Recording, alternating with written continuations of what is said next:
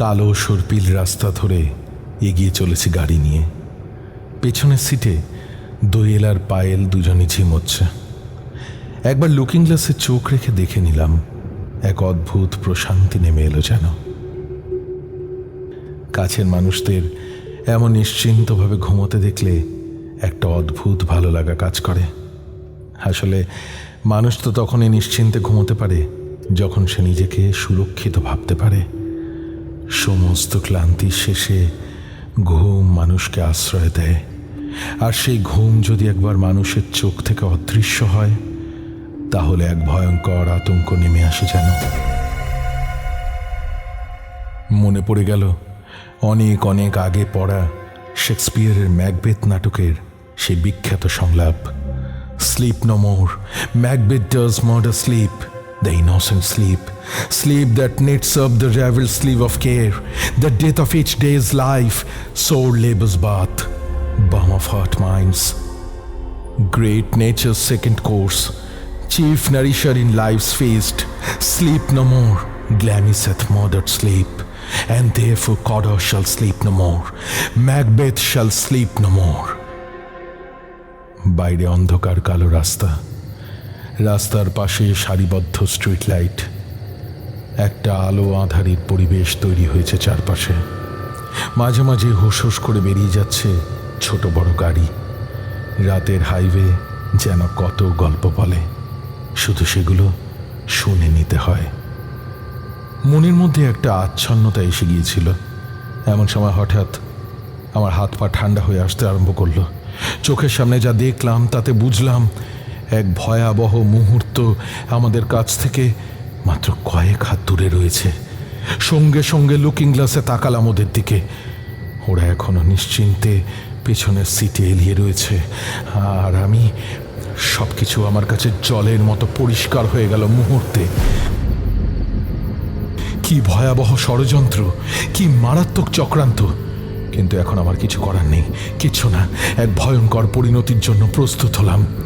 বুঝতে পারলাম ম্যাকবেথের মতোই নিদ্রাহীনতা আর নিশ্চিন্ত আশ্রয় আমিও হারিয়ে ফেলতে চলেছি চিরকালের মতো। কতটা ভরসা করা যায় নিজের স্মৃতিতে, কতটা চেনা যায় নিজেকে? চাইলেই কি নিজেকে চেনা সম্ভব? চাইলেই কি নিজের চারপাশের পরিচিত মানুষদের আসল স্বরূপটা চেনা সহজ, চেনা যায়? একদিন যদি সেই স্মৃতির আড়াল থেকে সরে যায় কোনো পর্দা আর বেরিয়ে আসে কোনো ভয়ঙ্কর সত্যি, কেমন হয় সেই সত্যির চেহারা? সেই সত্যির মুখোমুখি আমরা দাঁড়াতে পারি তো? বিভা ক্যাফেতে আজ শুনবেন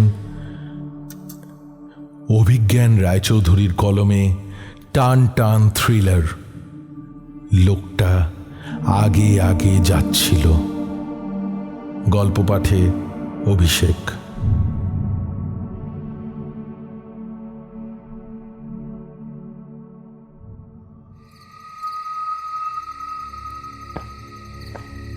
লোকটা আগে আগে যাচ্ছিল, সতর্ক পদক্ষেপে এগিয়ে যাচ্ছিল রাস্তার আলো আধারের মধ্য দিয়ে লুকোচুরি খেলতে খেলতে।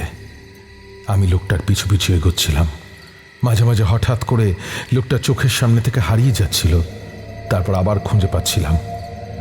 এমন একটা চেহারা যা আলাদা করে চেনার উপায় নেই, ভিড়ের মধ্যে খুব সহজেই মিশে যায়। প্রশ্ন উঠতে পারে আমি কেন লোকটাকে ফলো করছিলাম। আসলে লোকটার মধ্যে এমন কিছু ছিল যে ওর পিছু নিতে বাধ্য হচ্ছিলাম। লোকটার হাঁটা চলা যেন আমার পূর্ব পরিচিত, কি করবে তা যেন আমার জানা। পরিষ্কার বুঝতে পারছিলাম যে কিছু একটা উদ্দেশ্য নিয়ে লোকটা এগিয়ে যাচ্ছে।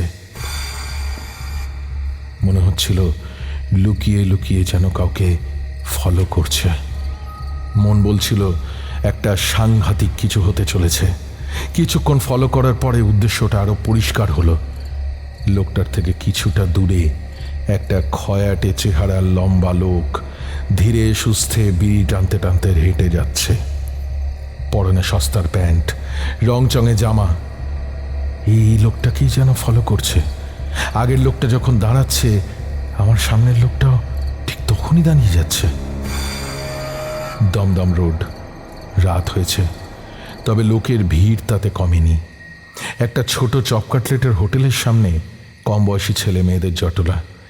লোকটা সেই ভিড়ের মধ্য দিয়ে এগিয়ে গেল। আমিও সবার অলক্ষ্যে ওদের পিছু নিলাম।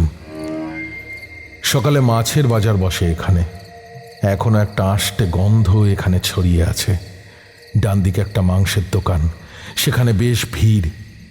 কিন্তু বেশ বুঝতে পারছি সামনের লোকটা যথেষ্ট বুদ্ধিমান, সব কিছুর মধ্যেও লক্ষ্য হারাচ্ছে না। কিছুক্ষণ বাদে বড় রাস্তা ছেড়ে একটা মিষ্টির দোকানের পাশের রাস্তায় লোকটা ঢুকল। এ রাস্তায় আলো একটু কম, লোক চলাচল অনেক কম। দু একটা কুকুর এদিক ওদিক ঘুরে বেড়াচ্ছে। দুপাশে বাড়ি, বেশিরভাগ বাড়িতে এখন আর আলো জ্বলছে না। রাত অনেক হয়ে গেছে।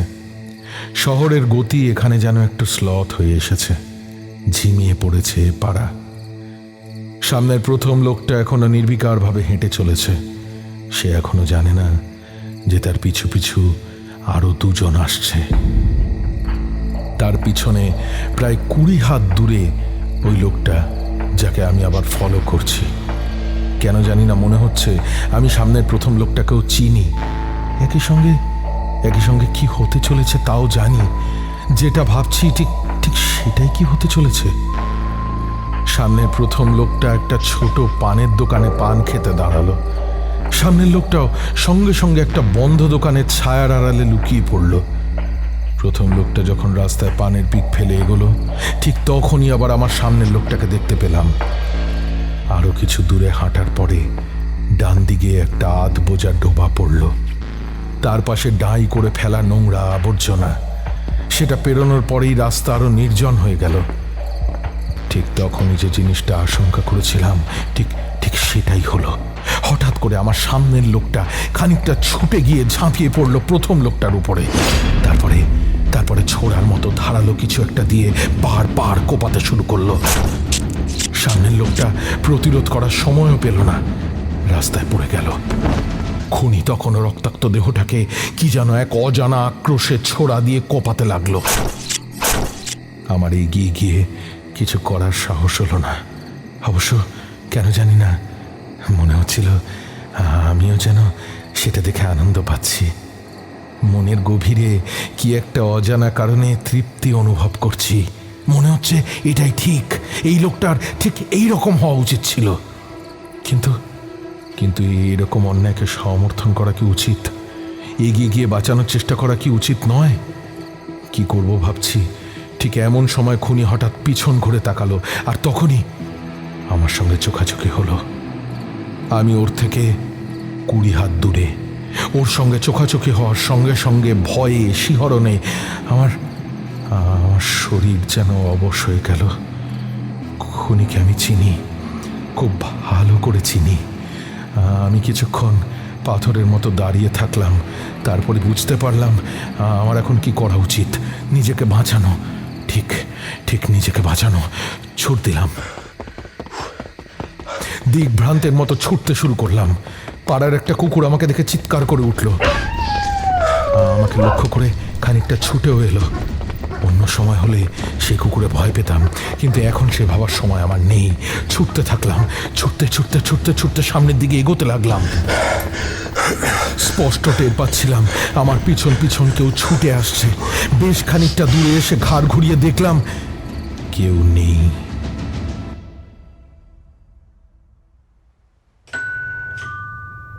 কলিং বেল শুনে আন্দাজ করছিলাম বাইরে ঠিক কে আসতে পারে। দরজা খুলে দেখলাম অনুমান ঠিক। বাইরে রঞ্জন দাঁড়িয়ে। চুল কমে গিয়ে মাথার সামনের দিকটায় খানিকটা টাক দেখা যাচ্ছে। মুখে বয়সের ছাপ পড়েছে, কিন্তু এখনো দেখেই বোঝা যায় ও যথেষ্ট ফিট। নিয়মিত শরীরচর্চা করা, মেদহীন চেহারা। আমাকে দেখে খানিকক্ষণ যেন ওর মুখ থেকে কোনো কথা বেরোলো না। তারপর বলে উঠল, আরে এ কি করেছিস ওরা? মনে হচ্ছে যেন 10 বছরে তোর বয়স বছর 20 বেড়ে গেছে। আমি আশপাশ দেখে ওকে ঘরে ঢুকে আসতে বললাম। যেভাবে জোরে জোরে বলছিল তাতে আমার আশেপাশের ফ্ল্যাটের লোকেরা অবাক হতে পারে। এমনিতেও আমার ফ্ল্যাটে কেউ আসে না, চাই না সবাই ওকে লক্ষ্য করুক। আমার মুখের মধ্যে ভীতির ছাপটা ও বোধহয় লক্ষ্য করেছিল। বলে উঠল, কি ব্যাপার রে, ভয় পেয়েছিস মনে হচ্ছে? তারপর সোফায় বসে চারদিকে দেখে বলে উঠল, আরে এ কি হাল করেছিস নিজের! আরে ঘরের অবস্থাও তো তথই বছো। এই বলে ঘরের মেঝের ওপরে এক কোণে পড়ে থাকা স্তূপাকার বই আর ফেলে রাখা জামা কাপড়ের দিকে আঙুল তুলে দেখিয়ে বলে উঠল, আরে তোর বাড়িতে কাজের লোক নেই? না, কাজের লোক রাখিনি, একাই থাকি। যা দরকার পড়ে নিজেই করে নি, নিজের কাজে সারাদিন ব্যস্ত থাকি। সে তো তোকে দেখেই বুঝতে পারছি, 10 বছরে অনেক কিছুই পাল্টে গেছে। আগে সবসময় কিরকম ফিটফাট থাকতিস, এমন কোনোদিন দেখিনি যেদিন তুই অফিসে স্যুটটাই পরিসনি। আর এখন তাই একটু চা হাটা হবে নাকি রে? হ্যাঁ অবশ্যই দিচ্ছি, গ্রিন টি তো। ও সায় দিল। মিনিট 5 মধ্যে ওর জন্য গ্রিন টি করে নিয়ে এলাম। ও তখন ঘুরে ঘুরে ঘরের চেহারা দেখছিল, চারিদিকে বিশৃঙ্খলা, হয়তো কিছুটা দৈন্য। সেটা অনুভব করেই ফের সোফা এসে চায়ে চুমুক দিয়েও বলে উঠল,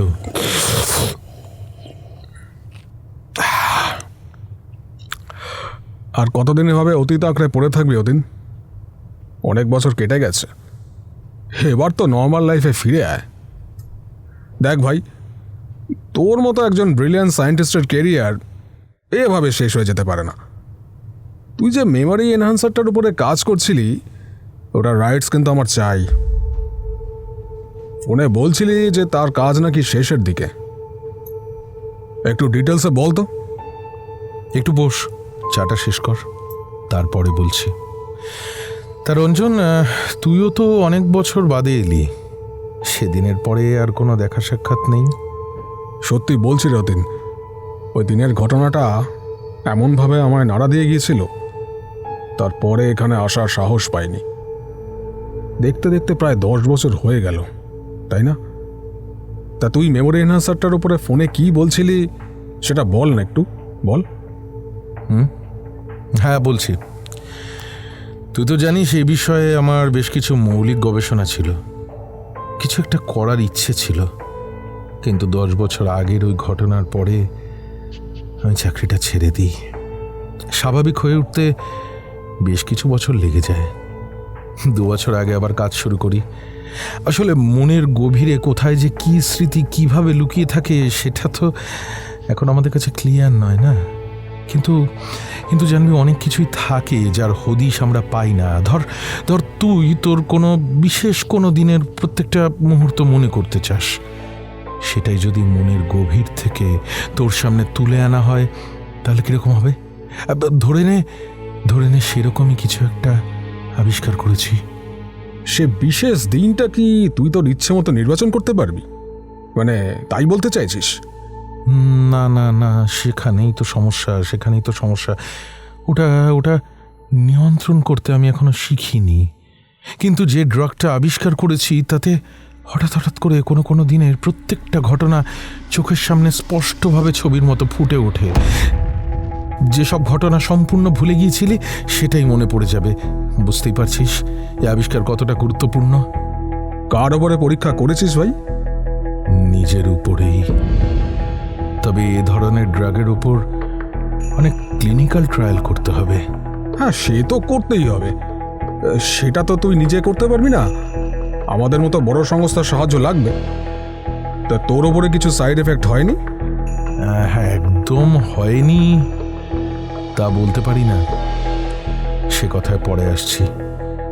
তবে বড় কিছু অসুবিধে যে হয়নি সেটা তো দেখতেই পাচ্ছিস। আমার এই ড্রাগটা চাই, তোর যা টাকা লাগে আমি দেব, কিন্তু রাইসটা আমার চাই, দিতেই হবে তোকে। আর কাউকে জানাসনি তো? Work with us, you'll be in a billionaire again man. আমি হাসলাম। এটাই রঞ্জনের স্বভাব, খুব অ্যাগ্রেসিভ। যেটা ও চাইবে সেটা ও জোর করে হাসিল করেই নেবে, যেন তেন প্রকারেণ। বিবেক, আদর্শ, ভালোবাসা এসব কথার কোনো অর্থ নেই ওর কাছে। দাঁড়া, সে প্রসঙ্গে আসছি। তার আগে তুই জিজ্ঞেস করছিলি না যে আমি ভয়ে ভয়ে আছি কেন, সে কথাটা একটু বলে নি। হ্যাঁ, সেটাই তো শোনা হলো না। মনে হলো যেন ভয় পেয়েছিস। কি জন্য রে? আচ্ছা, তুই কি শুনেছিস যে কলকাতায় পরপর 3টে খুন হয়েছে? হ্যাঁ, শুনেছিলাম তো, কাগজও তো বেরিয়েছে। তবে 3টে না 2টো সম্ভবত। খুনি যে একজনই সে বিষয়ে পুলিশ তো মনে হয় নিশ্চিত। একই রকমভাবে ছোড়া দিয়ে বারবার কোপ মেরে হত্যা করা হয়েছে। কিন্তু সেরকম তো অনেকই হয়, অনেক খবর পাওয়াও যায় না, তাই না? কোথায় হয়েছে জানিস? কোথায়? কাছাকাছি কোথাও? একটা এই পাড়াতেই, এখান থেকে কিছুটা দূরে। So what? তার সঙ্গে তোর ভয়ের কি সম্পর্ক বুঝতে পারলাম না। যে করেছে তাকে আমি দেখেছি, সেও আমাকে দেখেছে। সে কি? তুই নিশ্চিত এ ব্যাপারে? পুলিশকে জানিয়েছিস? হ্যাঁ, নিশ্চিত, খুব ভালো করেই দেখেছি। চিনতে আমার ভুল হয়নি।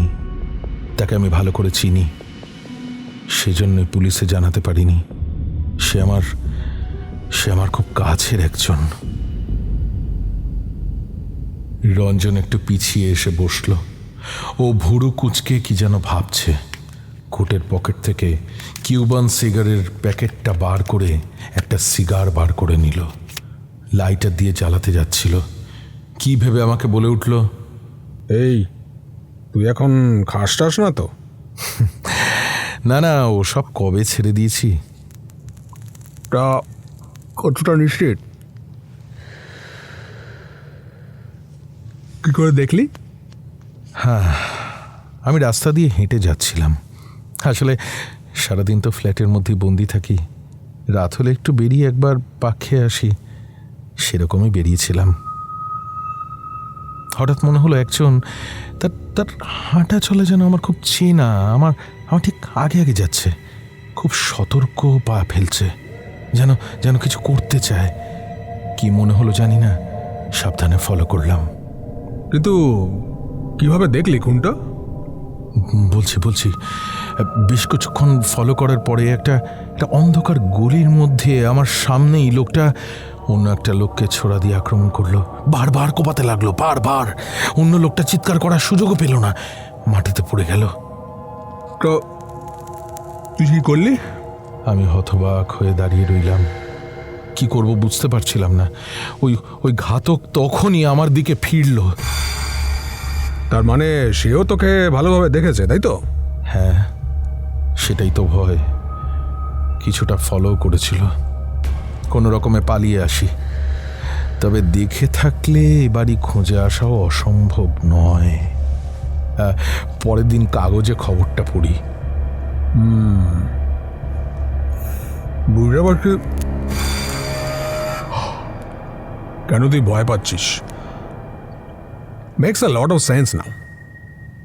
আচ্ছা, ঠিক করে বল তো, ওই লোকটাকে তারপরে আর কখনো দেখেছিস? যে 3জন খুন হয়েছে তারা কারা জানিস? দূর, কোথায় যে খুন হচ্ছে আমার পক্ষে অত খবর রাখা সম্ভব নাকি? এখন যা ব্যস্ত থাকি, এই কোম্পানির সিইও হওয়ার পর থেকে না কাজের বাইরে একটা নিঃশ্বাস ফেলার সময় পাই না। সালা মাঝে মধ্যে মনে হয় না হয় ঠিক ছিল। কিন্তু তুই তো এইরকমই হতে চাইতিস না? হ্যাঁ, সে হয়তো একসময় চাইতাম। হয়তো একসময়ের জন্য তোর সঙ্গে আমার বেশ রেশারেশিও ছিল। কিন্তু ভাই, এখন মনে হয় জীবনটাকে একটু সময় দিয়ে উপভোগ করি। হ্যাঁ, তা তুই যা বলছিলি যারা খুন হয়েছে তাদের ব্যাপারে তুই কিছু জানিস নাকি? মনে পড়ে সেদিনের কথা। কোন দিন? ওই যে অ্যাক্সিডেন্টের দিনটা, উল্টো দিক থেকে উল্টো লেনে চলে আসা একটা ট্রাক আমাদের গাড়িকে ধাক্কা মেরেছিল, মনে আছে?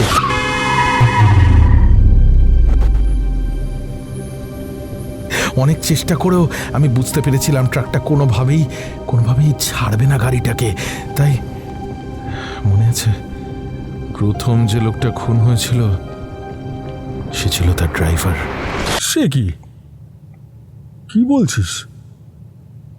তোর তোর লোকটাকে মনে আছে? তা থাকবে না, যার জন্য আমার বউ মেয়ে মারা গেল, আমি গুরুতর অসুস্থ হয়ে ইন্টেন্সিভ কেয়ারে 6 মাস হাসপাতালে পড়ে থাকলাম, তার কথা আমি ভুলে যাব? হ্যাঁ, লোকটা কয়েক মাস পরে জেল থেকে ছাড়া পেয়ে যায়। আমার পুরো জীবনটা কয়েক মুহূর্তের মধ্যে তছনছ করে দিয়ে। লোকটার নাম ছিল শ্যামল বাগচি। না না, শ্যামল শর্মা। হ্যাঁ, ঠিক বলেছিস, ঠিক বলেছিস। হ্যাঁ, বাগচি নয়, শ্যামল শর্মা। তোরও মনে আছে দেখছি। আমার এই লোকের নাম খুব মনে থাকে, চেহারা ভুলে যাই। গুড, ভালোই হয়েছে, ঠিক শাস্তি পেয়েছে। আচ্ছা, বাকি দুজনকেও তুই চিনিস নাকি? হ্যাঁ, না হলে আর বলছিটা কি। মজার কথা হলো, আরেকজন যে খুন হয়েছে সে ছিল ওই ট্রাকটার মালিক। কি অদ্ভুত কোইন্সিডেন্স ভাব। বলিস কি রে, কি অদ্ভুত ব্যাপার! ওই ট্রাকটার মালিক? তুই বলছিলি যে খুন যে করে তাকে তুই চিনিস, আমিও চিনি নাকি? হ্যাঁ, অবশ্যই তুই খুব ভালো করে চিনিস। বলছি, আয় আমার সঙ্গে, আয়, তার ছবি দেখাচ্ছি, আয়। এ বাড়িতে তার ছবিও আছে? হ্যাঁ, আছে বই কি। দাঁড়া দেখাচ্ছি বলে সোজা উঠে দেওয়াল থেকে আমার বিয়ের ছবিটা নামিয়ে এনে দেখিয়ে বলে উঠলাম, এই দেখ, যাকে দেখেছি তাকে ঠিক এইরকম দেখতে, ঠিক এরকম, ঠিক আমার মতো। হ্যাঁ। কি বলছিস? কি আম্বল তাম্বল বলছিস? তুই যে বলছিলি তুই খুনিকে শুধু ফলো করছিলি, তার মানে তুই তুই তুই তুই হ্যাঁ, ঠিকই বলেছিলাম। কিন্তু যখন আমার দিকে ফিরে তাকালো তখনই বুঝলাম সে আমি, একদমই আমি। আমার মতো নাক, আমার মতো চোখ, আমার মতো চওড়া ভুরু, আমার মতো নাকের পাশে জড়ুল, ঠিক এইরকম দেখ এইরকম। হয়তো এই ফলো করার অনুভূতিটাই আমার ড্রাগের সাইড এফেক্ট। রঞ্জন সোফা ছেড়ে উঠে দাঁড়ালো, দরজার দিকে এগোতে বলল, তুই কি পাগল হয়ে গেছিস? তোর কথা শুনে ঠিক স্বাভাবিক মনে হচ্ছে না। ওর মুখ সম্পূর্ণ বিবর্ণ হয়ে গেছে, মনে হচ্ছে কেউ যেন সব রক্ত শুষে নিয়েছে। অতীন, আমি আজ আসি, বুঝলি? তুই ডেকেছিলি বলে, মানে ওই ড্রাগটার কথা জানিয়েছিলি বলে এসেছিলাম, কিন্তু ভাই অনেক কাজ ফেলে এসেছি, বুঝলি? এবারে যেতে হবে। যাওয়ার আগে একটা প্রশ্নের উত্তর দিবি? হ্যাঁ, বল। অনেক সময় অনেক বছর পরেও কিছু কথা মনে পড়ে যায়, বিশেষ করে আমার ওই ড্রাগটা খাওয়ার পর থেকে আমার কাছে অনেক কিছু স্পষ্ট হয়ে উঠেছে। সেদিন তুইও তো আমাদের সঙ্গে গাড়িতে কিছুটা পথ ছিলিস, আমরা একসঙ্গে পুরী যাচ্ছিলাম। ইনফ্যাক্ট বেড়াতে যাওয়াটা তোরই প্ল্যান ছিল। পথে হঠাৎ তোর একটা ফোন এলো, তুই বললি যে তোর মামা মারা গেছেন, বাড়ি থেকে তোর মা ফোন করেছিল, ঠিকই না? বল, সেজন্য তো তুই নেমে পড়লি, বাড়ি ফিরে গেলি। বল, মনে পড়ছে? হ্যাঁ, আমার মেজ মামা সেদিন হঠাৎ মারা যান। এই খবর শোনার পরে তখন কি আর বেড়াতে যাওয়া যায়? মানে উচিত ছিল। ঠিক, আর ঠিক সেই জন্য তুই বেঁচে গেলি। কি লাখ, হ্যাঁ, তাই না? আমার মনে পড়ে গেল সেদিন যখন মাঝে মাঝে পথে নেটওয়ার্ক ছিল না, তুই বারবার জিজ্ঞেস করছিলি আমার ফোনে নেটওয়ার্ক আছে কিনা, যেন অপেক্ষা করছিলি ওই ফোনটার জন্য। অপেক্ষায় ছিলিস, তাই না? বল, অপেক্ষায় ছিলিস তুই। মনে আছে? তুই মাঝে মধ্যে উত্তেজিত হয়ে পড়ছিলি, খিস্তি করছিলি ফোন কোম্পানিকে নেটওয়ার্ক না থাকার জন্য। অন্য কোনো দিন তো সামনে বসেও সিট বেল্ট পরতিস না রঞ্জন, সেদিন কিন্তু পিছনে বসেও সিট বেল্ট পরেছিলিস। নয়তো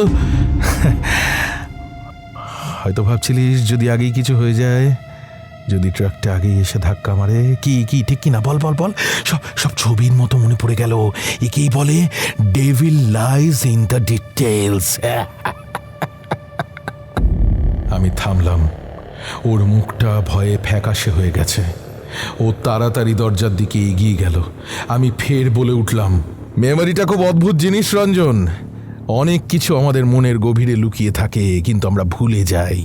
মনে পড়ে গেলেই অনেক কিছু মিলে যায়, অনেক অনেক পাজল সলভড হয়ে যায়। এই এই দাঁড়া দাঁড়া দাঁড়া দাঁড়া দাঁড়া, যাবি পরে। তৃতীয় খুনটা কার জানতে চাইলি না রঞ্জন? অবশ্য সেটা জানবি বা কি করে, এখনো তো হয়নি। কিন্তু আমি তাকে ঠিক দেখেছি।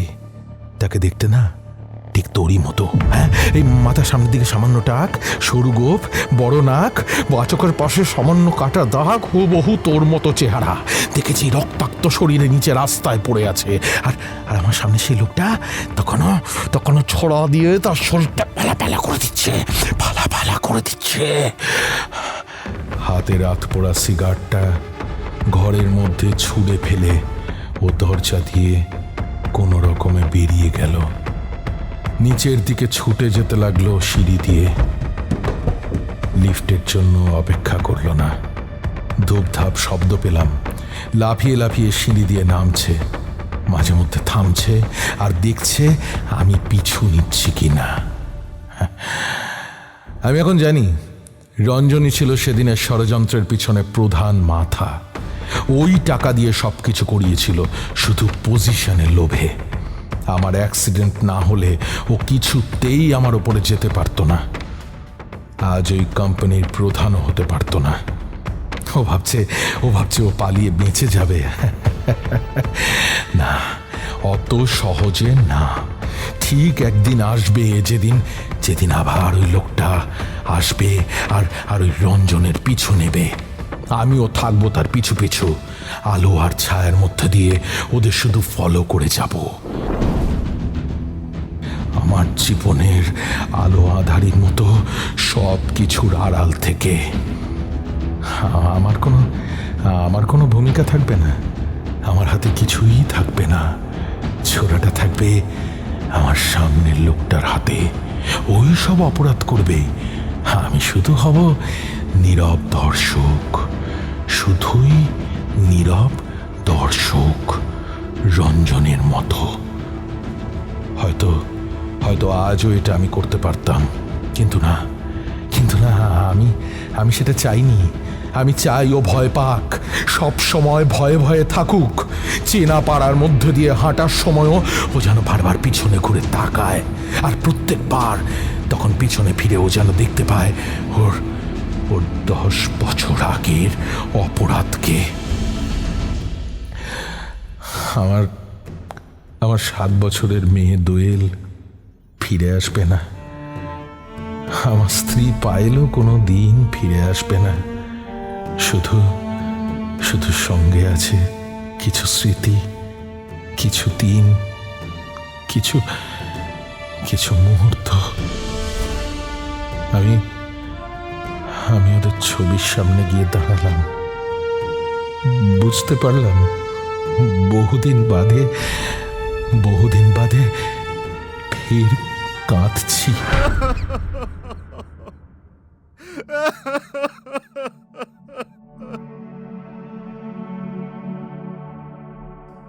শুনলেন বিভা ক্যাফেতে আজকের গল্প।